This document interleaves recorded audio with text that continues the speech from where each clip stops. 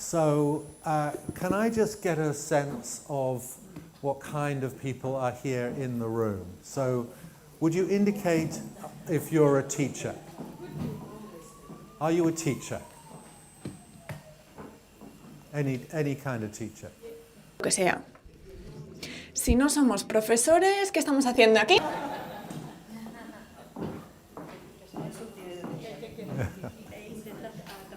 Are you getting the translation? Trying to change. Sorry? She's trying to change. She's trying to change. Creo que Change in education. Trying to change the system. Yeah? The whole system. Fantastic. Good luck. Yeah. Yeah. Just you, or you have some friends?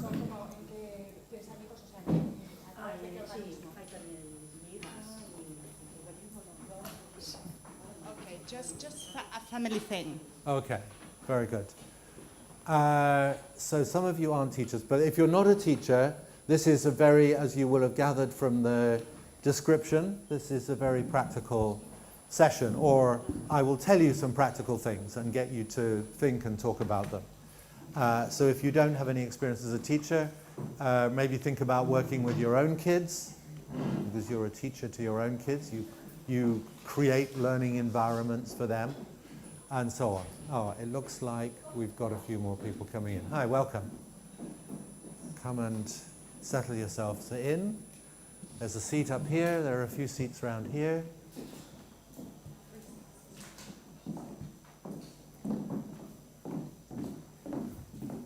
Hi, hi.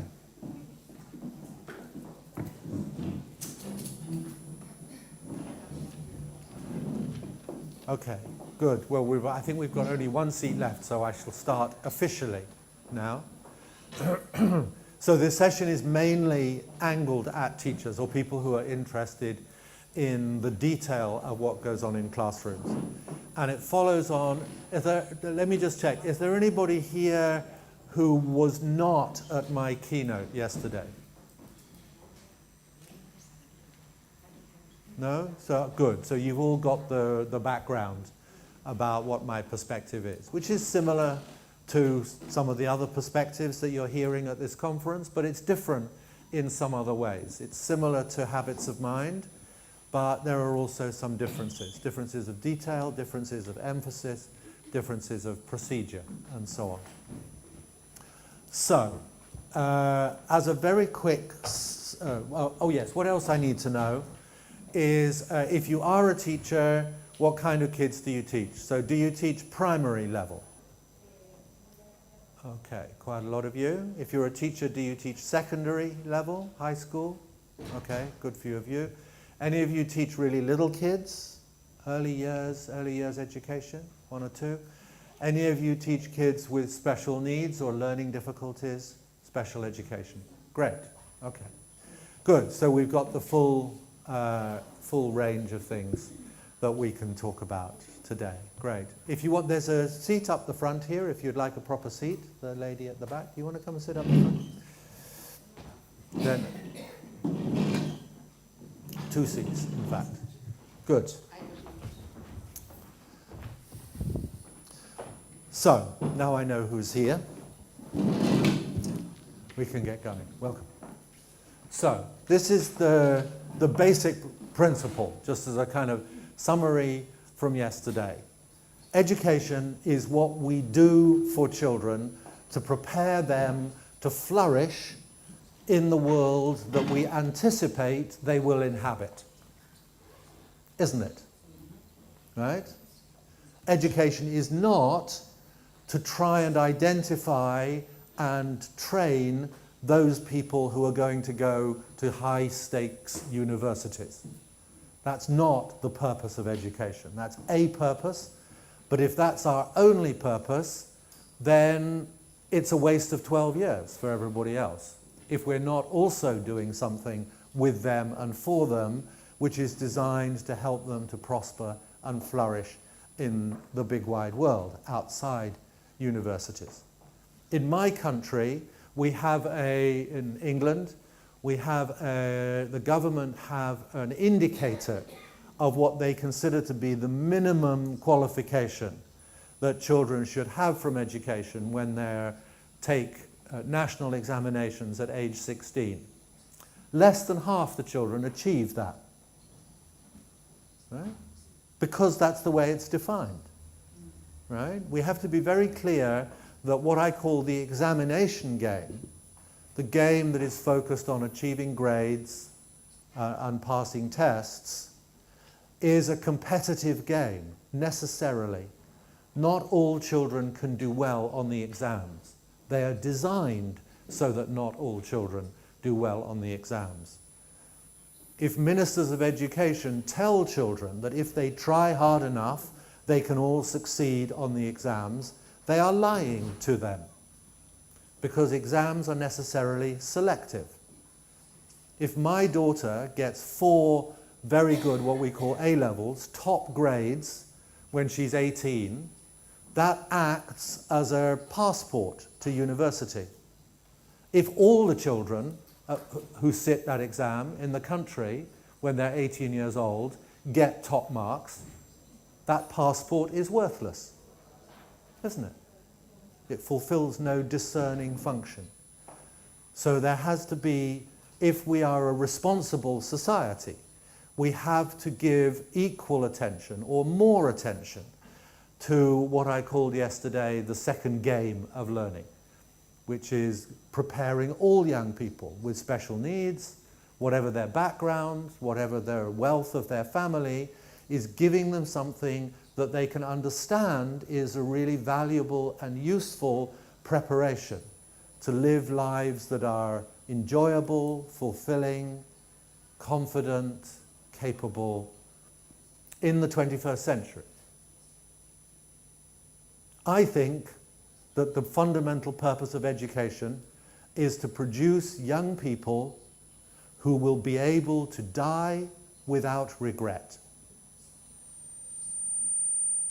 In other words, they have the clarity and the confidence and the self-awareness to craft for themselves a life that when they look back on it, they will feel proud of.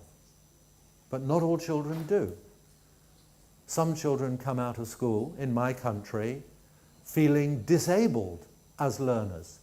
They have learnt that they are, if you'll excuse the English word, crap at learning in school. They have been miseducated, not educated, as a result of that process. So much of what we're talking about at this conference stems from that concern. We phrase it as being in terms of thinking, but I think the fundamental intention for all of us is wider and deeper than that. It's to give young people the equipment, whatever we can anticipate they will need if they're going to thrive in the world that we imagine for them. And more than when I was growing up, the key characteristics of that world are opportunity, demand, creativity, stress, uncertainty, possibility, ambiguity, aren't they? Children can travel. You have no idea what the children, I hope, for many of you at least, what the children in your class will be like, what they will be doing, what form of sexuality they will have, what form of spirituality they will have, what their occupation will be in 30 years' time. Do you? Right? We live in a world that is globalized and fluid and therefore stressful. A young man in England was interviewed in a newspaper a little while ago. He said, the trouble with being a kid these days is that you have to make it up all the time. Right? And that's stressful. In the old days, where you were growing up as a girl and you knew with some confidence what your trajectory was going to be like. A man at Harvard called Robert Keegan says, we've moved a lot from, he uses a metaphor from cars, from an automatic culture to a stick shift culture. In an automatic car, you don't have control over when the car changes gear. It's built into the system. If you were growing up as a girl or a boy in a traditional mining community or a traditional wherever community, the transitions in your life, the gear changes, were built into the culture, were built into the community. But now it's a stick shift world, isn't it? Yeah? It's a world in which we have both the opportunity and the responsibility. And for a lot of young people, that responsibility is stressful, is burdensome. One of the reasons why it's tough being a kid these days. So that's where we start. So then we need to turn that into, as many of the speakers at this conference have been talking about, into a clear, precise set, a curriculum for what those valuable residues, those valuable legacies of those 12 or 13 years in school are going to be. And there are lots of different ways of describing these, and we talked about some of these yesterday. But just you have a look at those and see if you agree.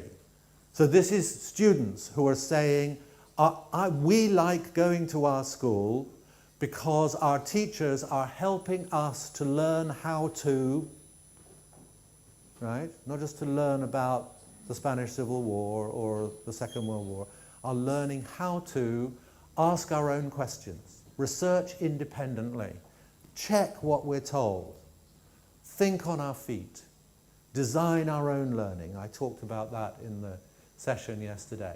Adopt different perspectives so that they're like learning to play a whole range of different instruments in the mental orchestra.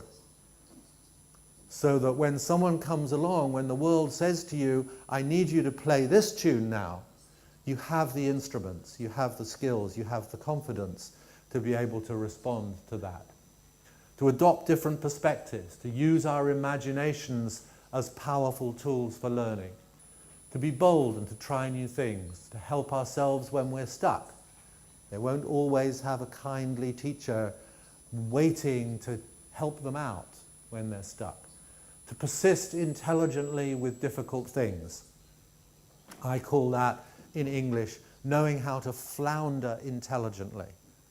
If you speak both English and Spanish, what's a very good, our translator got a good word for flounder. Yeah? Flounder is what you do when you don't know what to do. Yeah? So floundering intelligently. To plan and anticipate. What are you going to need on your learning journey? What resources am I going to need? How equipped am I going to need to be? To check and improve our own work, that feeling of craftsmanship. To seek and value feedback. When someone gives you feedback, not to feel hurt as a person, but to feel guided as a learner. Right? Do all your children understand that distinction? Are you training them? Are you coaching them? So that when someone says, that's really good, I like what you've done, but I wonder if you've thought about, or perhaps you might, or whatever, they don't get upset or feel defensive or get angry or feel inadequate or feel put down as a person. They say, great idea, thanks, let me go and try it. Right? So all of these things, once we identify these clearly, it's very obvious what we need to do in classrooms, isn't it? We need to train kids to be able to give and take feedback. Just take that as an example. You can set up little exercises. In England, a lot of teachers use a little framework, what David Perkins was called a little hack for the children, which is called 2 stars and a wish. You come across 2 stars and a wish? Yeah? When the children are giving each other feedback, they're looking at each other's essay that they've written, that they learn a little procedure to do it. When I look through what you've done and it comes time to talk to you about my reaction to what you've done, I say 2 nice things. I say, I really like the character of the farmer in your story, and I thought the adjectives that you used were really brilliant. And then you say, and I'm wondering if you would agree with me that it might have been even better if, and then you give them an idea or a suggestion. It's a little training exercise, like athletes do a training exercise, and gradually you build it up. So that in building learning power schools, you start by creating that little training exercise, 2 stars and a wish. and you talk to the children about why do we need the 2 stars. I was in a school that had this where they were having this conversation with a group of 7-year-olds. And the children identified several reasons. It's good to know what's good about what you've done. That's useful. But they also all agreed that one of the reasons why you needed the 2 stars was to sort of plump you up, to make you feel good about yourself before your friend comes with the wish, right? Hits you with the improvement, because you might feel upset. You might feel put down. You might have that mindset. So when talking to the children about this, the teacher encouraged them to say, but if we were powerful learners, we wouldn't get upset. We would welcome other people's suggestions and guidance about how we could improve. Not just the teacher, but other people. So, Sorry, yeah. can I ask a question? Yeah, sure. Claire from Australia. Hello, Claire from Australia. In doing that, how important do you see the role of the teacher in being able to receive? You're the coach. Well, absolutely. You're the coach, and the coach has to model what they're coaching. I think in Australia. Absolutely. So for example, you're right on track, Claire. Do we need to pass the mic around so you can hear, or do we need it for the translation? Okay, great, thank you. Okay, no, it's okay. I'll repeat. So Claire says, is it important that the teacher models being able to give feedback that is respectful, precise, and helpful, and to accept feedback without getting defensive or upset? Yes, of course it is, in the way that any coach needs to be able to model what they're encouraging their student or their athlete to be able to do. And I'm going to come back to that in just a second. So, the story that I'm telling you, the teacher had this discussion and the children agreed that if they would become even more powerful little learners, maybe they would need the 2 stars less, right? It was just wasting time. So then they decided, all of them, the whole class, including the children, that they would work with the 2 stars and a wish protocol for a week or so, and then after they got used to that, they would cut it down to 1 star and a wish. Right? Because they don't need to be so reassured. They don't need that process of reassurance. And then if all went well after that, after another 2 weeks, they would say, to hell with it. Let's cut out the stars and let's just go straight to the wish.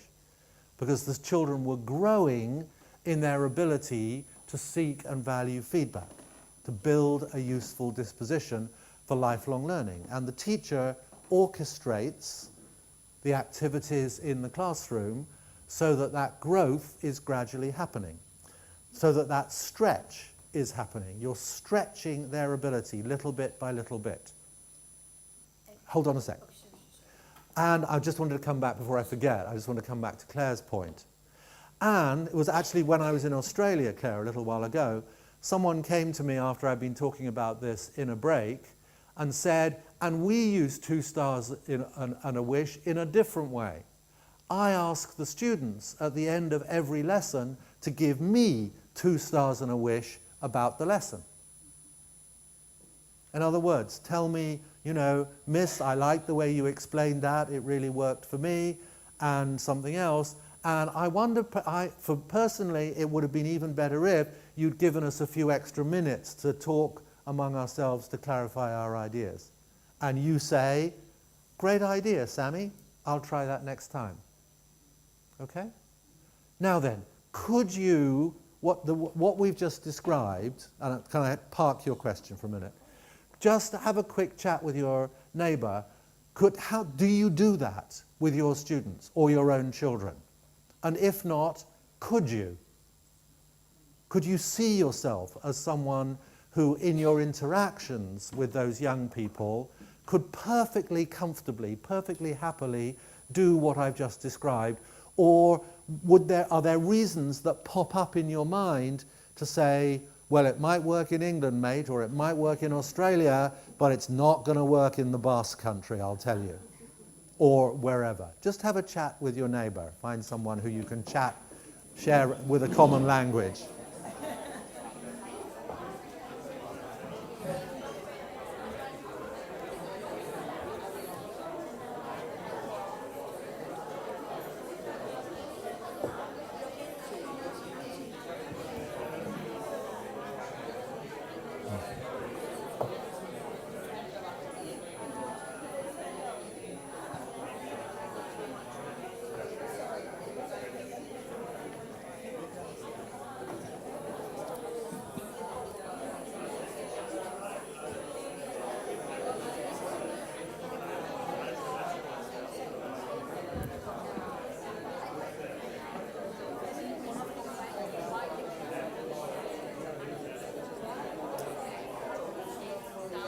Okay, great. That was just a quick conversation, so I'm going to ask you to push the pause button on that, if you will.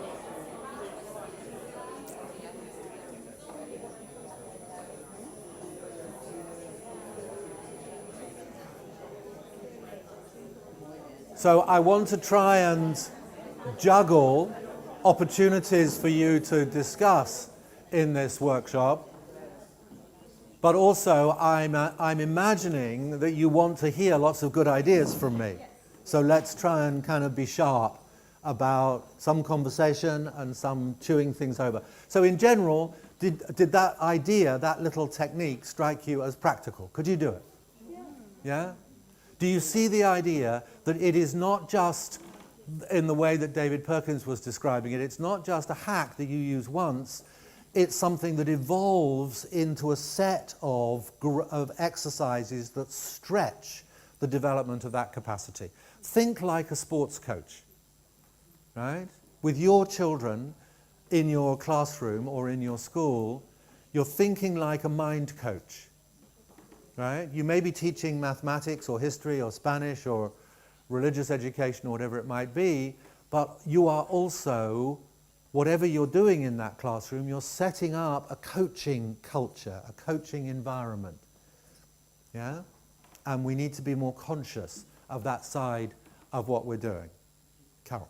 And just very quick, what I love about... Sorry? Oh, okay. Yeah, sorry. Yeah. I just want to acknowledge what I think is so valuable where the students are stretched and you just go to the improvement is then they learn to give themselves their own stars. And that's the basis of resilience. And I think when you have that, you don't have depressed kids. Yes. You know, you're able to deal with any kind of Exactly. conflict or obstacle. Yes. And that's just a great Absolutely. added benefit. Thank you very much. So kids who have tools for knowing what to do when they don't know what to do, for helping themselves when they get stuck, are less likely to muck about in the classroom because they know what to do when they don't know what to do. This is this is the most intelligent response to any kind of issue of management or control in the classroom. Because the research shows that one of the main reasons why kids go off task and why they mess about is if you look at the micro dynamics of what happens when a basically good kid goes off task and starts wandering around or daydreaming or sticking a pencil in their friend's ear or whatever it is they do, the microdynamics goes like this. They try and apply themselves to what they've been asked to do. They don't immediately know how to do it. They don't know what to do when they don't immediately know how to do it. They don't like the feeling of feeling incompetent or ignorant or inept. So in order to avoid that feeling, they distract themselves, right? And the distraction is what we call low-level disruption or off-task messing about. It doesn't fix everything. This is not what we might call snake oil, right? This is not something that is guaranteed to deal, but it deals with a lot. It deals with a lot of that low-level drifting around off-taskness. If you have a room full of kids who enjoy a challenge, who are willing to try something new, who've been talking and thinking about what it means to be a powerful learner, someone who's tough, you know, when the little 4-year-olds, when the going gets tough, the tough get going, right? And they all say, yes, miss, right? And they don't sit there anxious and dependent, waiting for you to rescue them from difficulty. They know what to do. They ask their friends. They talk to each other. They search their brains. They are resourceful and resilient. So this is all very obvious, isn't it? And straightforward. Right? But we need to see that over time, what we're doing is stretching and growing these things. What you can do with a 4-year-old in terms of increasing their resilience is different from what you could do with an 18-year-old in terms of stretching her resilience, particularly if that 18-year-old started their school life as a 4-year-old in a building learning power school or a habits of mind school, where their mental toughness has been exercised and stretched all the way along. They've become more sophisticated. Elite level athletes can tell you an awful lot about mental toughness, about how to repair your mental attitude when you've just missed a penalty kick. Right? They have strategies, they have insights, they know themselves, don't they? Right? This side of the game in football or athletics or whatever. So why on earth don't we start with when they're 4? Because this is not just the beautiful game of football, this is the even more important and even more beautiful game of life. Right? And that's what we're doing with these kids. So all this stuff is pretty basic and pretty obvious. So that's what happens in what you might call an expansive school. We're all in this conference talking about expansive education where we're expanding children's mental capacity. Not just filling their minds, but strengthening their minds, right? That's what we're up to. And we see that as a possibility because, as David Perkins said in his keynote, we now know that intelligence is an expandable commodity. It's not a fixed-sized bucket that your genetics determined for you when you were born. Intelligence is like a balloon that you can inflate, or like muscles that get stronger through exercise, not like a bucket. And some people were given small ones, and some people were given middle-sized ones, and some people were given big-sized ones, and they're called bright, average, and stupid. Right? Stupid means you haven't yet developed the full set of mental muscles that you have to their fullest potential. It's not a life sentence. So that's the background to all of this. As opposed to, remember I said in my keynote, actually you can't avoid being a mind coach. The question is, what kind of mind coach are you being? So in the traditional good school, I want you to look at this. So it's like we're looking at what are the mental attitudes and skills that are getting cultivated. When I was at school, this is the traditional good secondary school, looked at from the point of view that I talked about yesterday of what kind of epistemic apprenticeship is going on in the school. Not, I was learning physics and I was learning chemistry and I was learning French and I was learning poetry and I was learning all that, but look sideways at what's going on in the classroom. What mental habits and attitudes were being coached and developed? I was being coached to retain information in a relatively undigested form, right? That's an unusual thing to ask a human being to do, or any animal to do, actually. Mostly, when we absorb food, we digest it. It gets turned into something else. Mostly, when we absorb information, we digest it. It becomes part of our body of knowledge, you might say. Right? It gets turned into expertise, doesn't it? Yeah? It's an odd thing to do, to ask students to give them knowledge and say, hold on to it more or less in the same way I gave it to you, because I'm going to ask you to spit it back to me in 6 months' time in a stressful situation when you're sitting at a desk or on your own in a large room. In England, we have lots of children, when they're growing up, get a little pet rodent. I don't know if you have them in Spain or where you come from. In England, they're called hamsters, right? Like a little kind of rat thing, right? But they're particularly cute, and kids have them. Is there a Spanish word for hamster? Yeah? Hamster. Hey, great. Fantastic. The characteristic of hamsters, the thing you need to know about hamsters is that they are always very anxious about where the next meal is going to come from. So as well as eating and swallowing the food, they pack their cheeks with food, don't they? Because just in case there's not going to be any dinner coming after breakfast, they'll have their own packed lunch in their cheeks, right? And we treat kids like that, don't we? It's like, in 6 months' time, we say, come on, you little hamsters, sit down at this table, and I want you to go with all the gummy food, undigested food that you've packed in your cheeks. That's a weird thing to do. I got a lot of training in discussing ideas, in justifying what I thought. What's your opinion, Claxton? Why do you think that? What's your evidence, right? Rational backing up of things, performing accurate calculations, lots of practice in that, solving well-formed problems. The problems I was given in school were always very clear-cut and nicely well-organized. Define the three aspects of this. What are the main subtexts in Macbeth? What color does copper sulfate go when hydrated? That's right. All the little problems were of that well-defined form. Whereas in life, problems show up in a whole lot of messy forms. Often you don't even know what the real problem is, do you? Yeah, it's like you have to work with ill-defined problems. Producing little essays. I spent an awful lot of time practicing the skill of producing little essays. Actually, in my case, that was useful because I became an academic.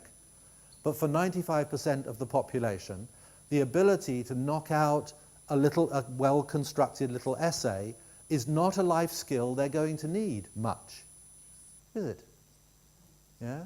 So looked at from this perspective of the epistemic apprenticeship, the mental training that's going on in the classroom, we have to take a step back. We don't say we need to do something new called thinking skills.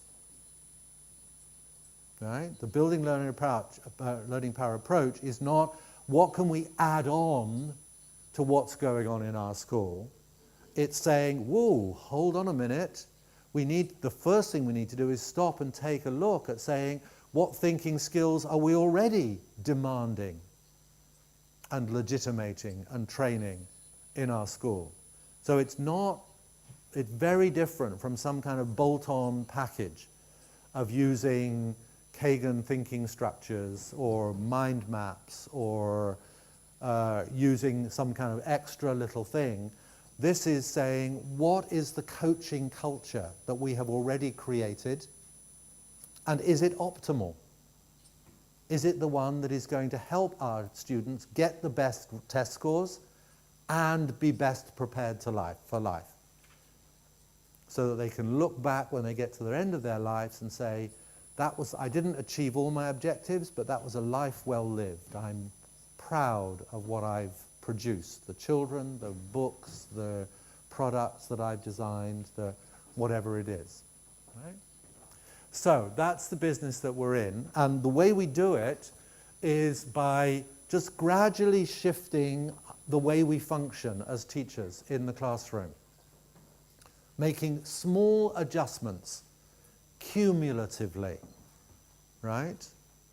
That's a very important aspect. Small, subtle, significant, and I would say perfectly practical, like 2 stars and a wish, 1 star and a wish, give me, the teacher, 2 stars and a wish about the lesson. Anybody could do that, couldn't they? Right? The risk is not high, is it? Yeah? Do any of you come from cultures where the idea of asking children to give you feedback about your lesson would be so countercultural that you couldn't imagine doing it?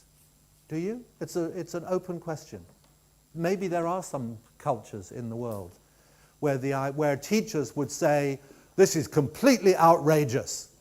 The idea of 4-year-olds commenting on my teaching is completely unacceptable. I think this is poppycock. Is that, would people say that in your culture? Some might. Yeah? Yeah. So we have to be realistic. We have to be realistic about this, don't we? And you are, if you're a teacher, you are the person who always remembers that you may be doing the dinosaurs, but you're also doing epistemic apprenticeship. And that epistemic apprenticeship always has 2 purposes. Will this help them do well on the tests? Will this help them do well in life? Right? I want you to go away with that thought process. When you sit down to design an activity, if you're a teacher, will you be teaching next week? I don't know, is it holiday time? Will you see your students next week? Put your hand up if you will see some students next week. Nobody? Okay, so we'll have to, a few of you, so we'll have to wait until next term now, right? But I have to say to you, this is my challenge to you. I want you to note down at least 5 different things that you're going to do differently the next time you're in a class. Because I have bad news for you. If you merely enjoy this week, if you merely find it inspirational or affirming or interesting, and don't do something different the next time you're with a group of students, this week will have been an expensive, indulgent waste of time. Won't it? Yeah? So I want you to walk out of this door. Nobody is allowed to leave this room unless you've made 3 definite commitments to yourself about 3 little things that you're going to do differently, right? With your own children, with your grandchildren, whoever you come across, with your employees, whoever you come across in your life. Otherwise, what's the point, right? We're not here to entertain you. So, what do we check? What do we do differently? We talk to our students slightly differently, and we talk about our students slightly differently. We design the classroom in terms of the decoration, for example, what we put on the walls slightly differently. We design our lessons, we design activities slightly differently. We model slightly differently. Claire's point about the teacher being a model of someone who is a learner in their life, who is a learner as a teacher, and who therefore welcomes feedback. I'm always open to improvement as a teacher. Remind me at the end of this session to invite you to give me 2 stars and a wish about the session, so that I can remember to practice what I preach. We need to adjust what we record and what we report on students.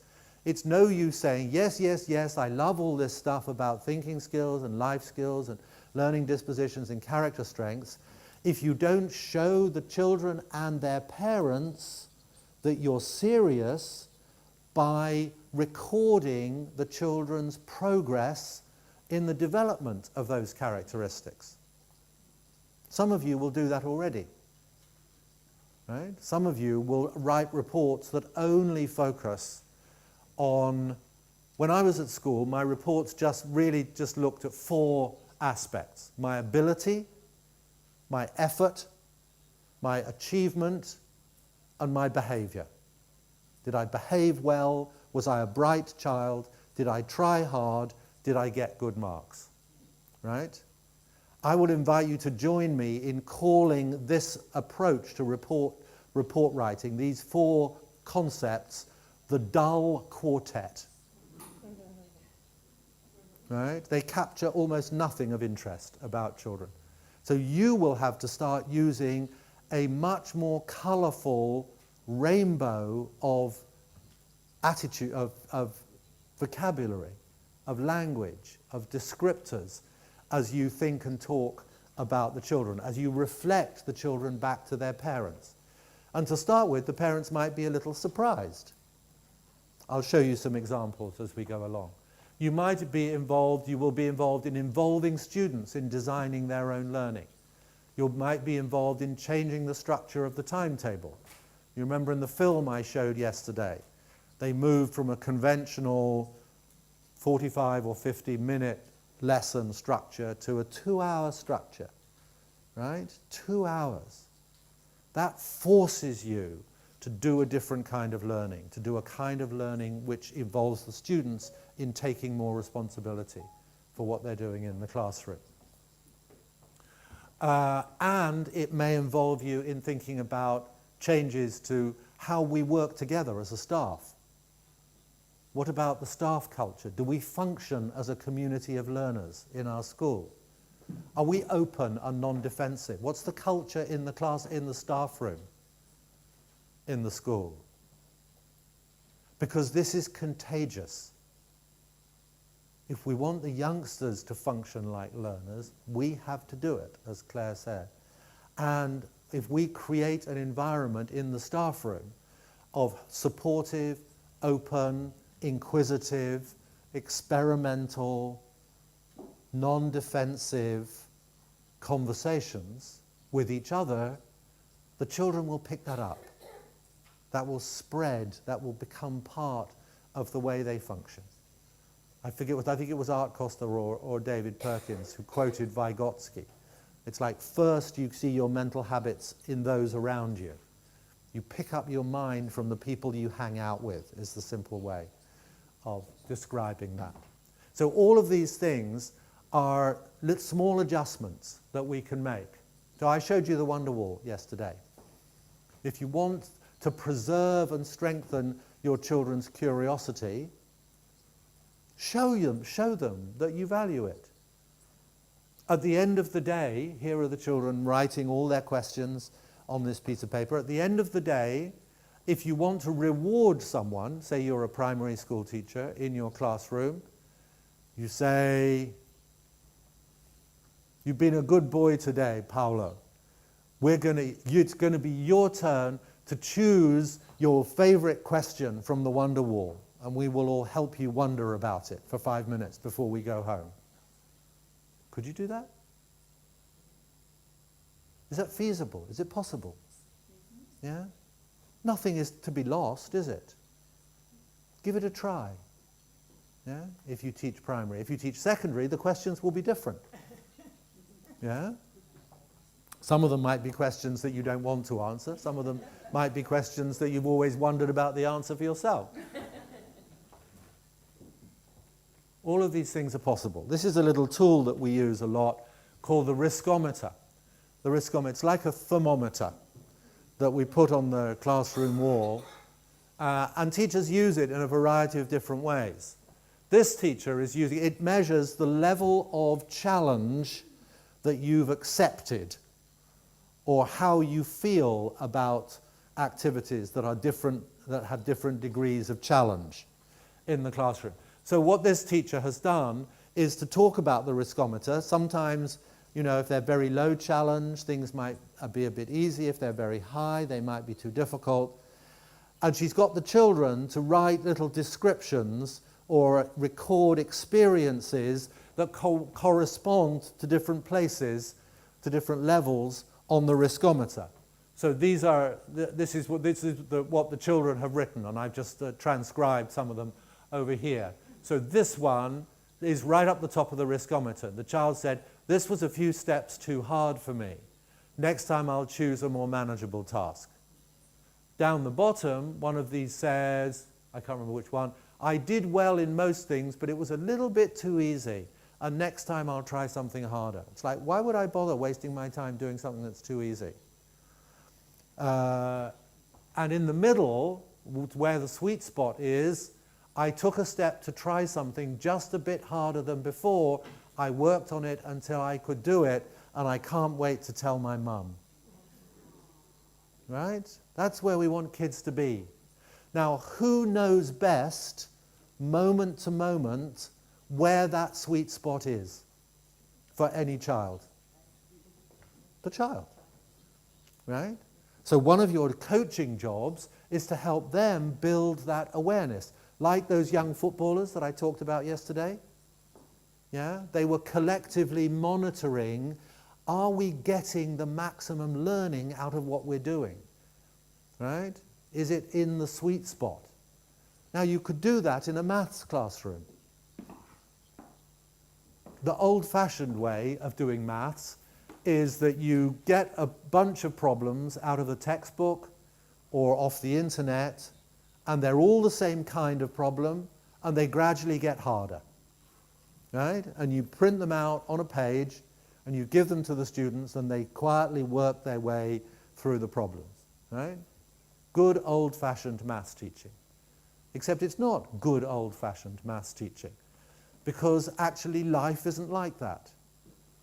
You know, it's like, I don't know what your life is like, but my life, if I say, "Oh, it's Wednesday today, so all the problems I'm going to meet today are going to be of the same kind. And the ones that I encounter in the afternoon are going to be slightly harder than the ones I met in the morning."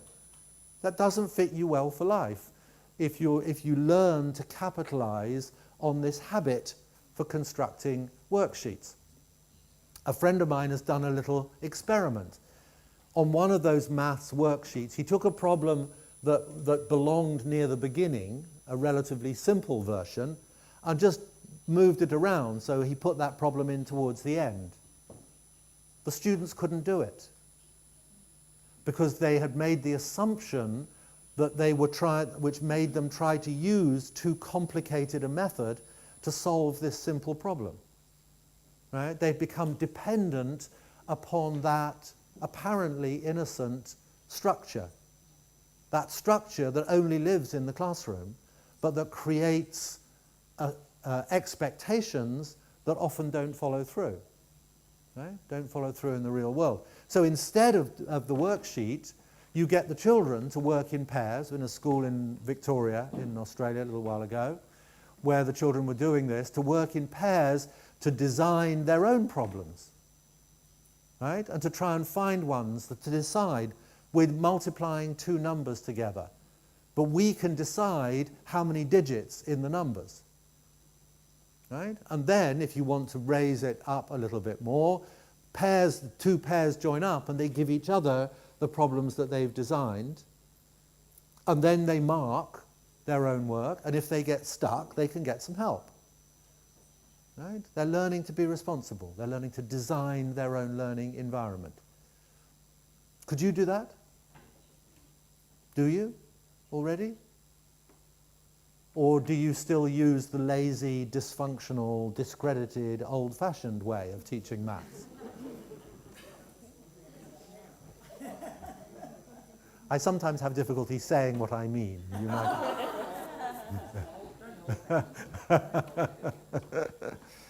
You see, that's a way of teaching maths that is, in England we would say, that kills two birds with one stone. They're learning the maths and they're learning to be more engaged, more responsible, more participative, to design their learning for themselves and to identify where the sweet spot is in their learning.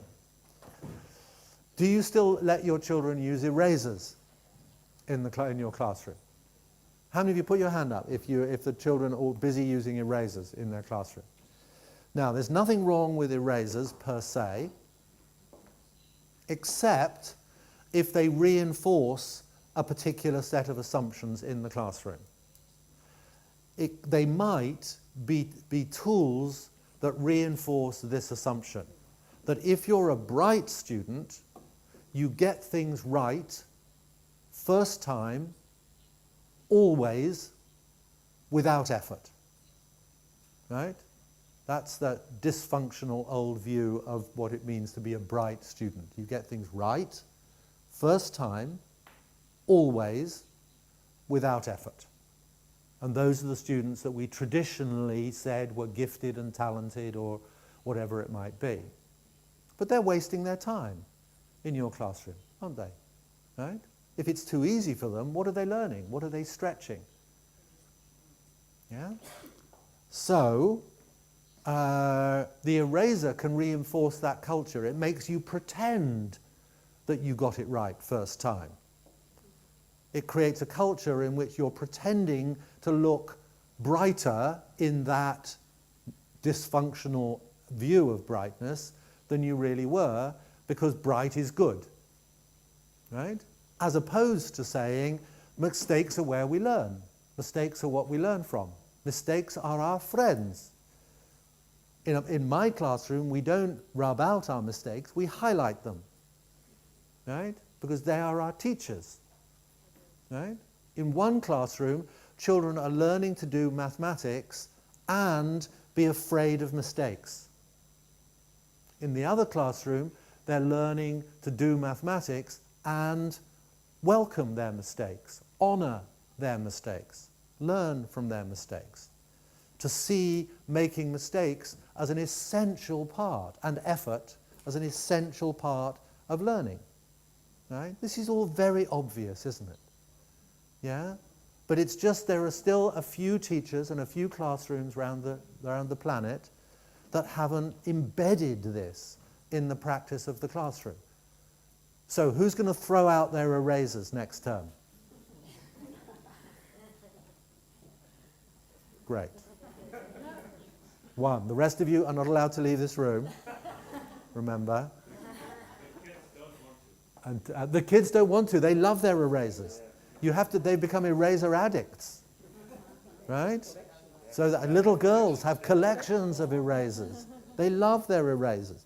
They will kick and scream, but they will thank you in the end, right? And you may have to explain to their mums and dads why their workbooks are looking a little less tidy than they used to, right? Because the point of education is not to turn out tidy workbooks that please the parents. It's to build your learning capacity and your learning muscles, and that means having a different attitude to error. It's obvious, isn't it? This is not rocket science,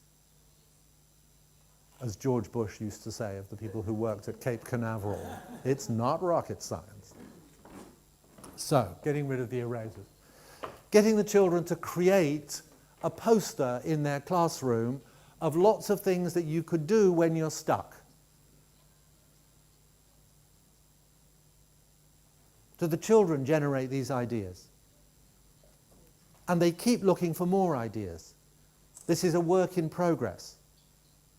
And as they move up through the school, so the ideas become more sophisticated, more content specific, right? Things that you could do when you can't read a word. Things that you could do when you're stuck on your French translation. Things that you could do when you can't get your chemistry experiment to work properly, right? As the children go up through the school, different versions of the stuck poster help them become more independent of you. Could you do that? Right? But you have to look at it as progressive, don't you? This isn't just a one-off thing. It's like, oh yes, we've got a stuck poster. You have to use it as something that is constantly stretching the children for them to come up with more ideas, to be more sophisticated about what they're doing. Because the act of creating the stuck poster is part of their epistemic apprenticeship, part of their mental exercise in your classroom. Put up lots of posters that give the right kind of messages. In England, there's a famous children's book about the little engine that could, who, as it was climbing up the hill, it said to itself, I think I can, I think I can, I think I can, I think I can. Right? Good role model for children. Michael Jordan, I can accept failure, but I can't accept not trying. Serena Williams, I look on losing not as failure, but as research. Right? Is your classroom covered with messages like this? Messages that celebrate resilience, resourcefulness, ingenuity, independence. If not, why not? Who's going to put up some posters at the beginning of next term that celebrate effort, resourcefulness, and independence? Nobody? Oh, okay. And in the staff room, thank you. Yeah, very good. Okay, good. Now we're cooking. Put up on the walls examples of work in progress. Because work in progress is interesting. It's not just mistakes that are interesting, it's the models and the drafts that you make on your way to producing something that you're proud of are interesting. So celebrate with images, with the students' images, the images that they've produced. So in an old-fashioned school, all you would see on the walls of the classrooms and the corridors is the students' excellent work. And in England, they have a particular way, teachers have a particular way of signalling excellence when something is considered to be excellent. It's called lamination. Right? It gets laminated when it's good enough. Is it? Yeah? In Spain also? Yeah? Okay. Right? So start laminating some of your children's drafts to show them that they too are excellent. Don't just put up Maria's best sunflower. Display proudly on the wall Maria's best sunflower and 2 or 3 of Maria's earlier attempts to paint a sunflower. So the wall invites Maria not only to be proud of her achievement, of her arriving, but proud of her journey, proud of her progress. This is all obvious, isn't it? Isn't it? It's common sense, isn't it? Yeah? But it's just, some people haven't twigged it yet. It's like some kids in your classrooms haven't figured out the tricks of learning yet. Some teachers haven't figured out the tricks of being a mind coach yet, of creating a powerful incubator in their classroom for building young people who are brave and resilient and imaginative and resourceful. But it's perfectly doable, but it takes time. We're building habits, yeah? And we need to keep thinking, how do I stretch those habits as I'm teaching an art lesson or an English lesson or a maths lesson or a science lesson? Get them to identify their learning heroes, characters in cartoons. This is Shrek, and the children have all come up with what makes Shrek a good learner. And they've created a poster that symbolizes that. Get the children to talk about themselves as powerful learners. Here is our friend Maria again. She's nominated herself as a learning superhero because I'm good at persevering and reciprocity. Reciprocity means being a good social learner. I can collaborate with other people and I work hard when it's challenging. Well done, Maria. And she gets her picture with the Superman outfit to celebrate these achievements.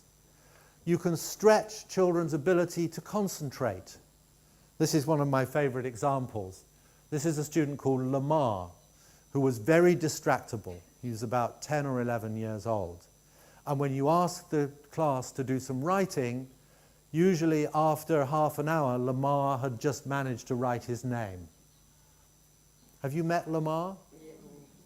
Have you come across, do you have any students like Lamar? So Lamar's teacher had previously had a strategy for trying to get Lamar on task. Her previous strategy sounded like this. For goodness sake, Lamar, would you please just Lamar, would you just sit down? Lamar, if I've told you once, I've told you, Lamar, would you just get on with your work? Come on, Lamar, right? It didn't seem to have much benefit, right? Lamar still only was writing his name after half an hour. So in desperation, she tried something new. She said, Lamar, I want you to play a game with me. I'm going to draw a line across the top of your page, and we're going to call one end of this line undistracted, absorbed, totally engaged, absolutely on task. And the other end of the line, distracted, daydreaming, off task, messing about. And she said, the game is, every 2 minutes, I want you to put a little mark on that line to indicate where you are on that spectrum at that moment. Lamar said, okay.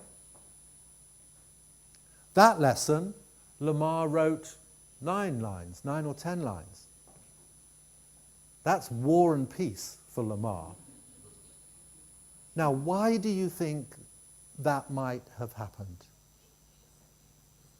Why would that little game have helped Lamar concentrate? Yeah. Please. Sorry?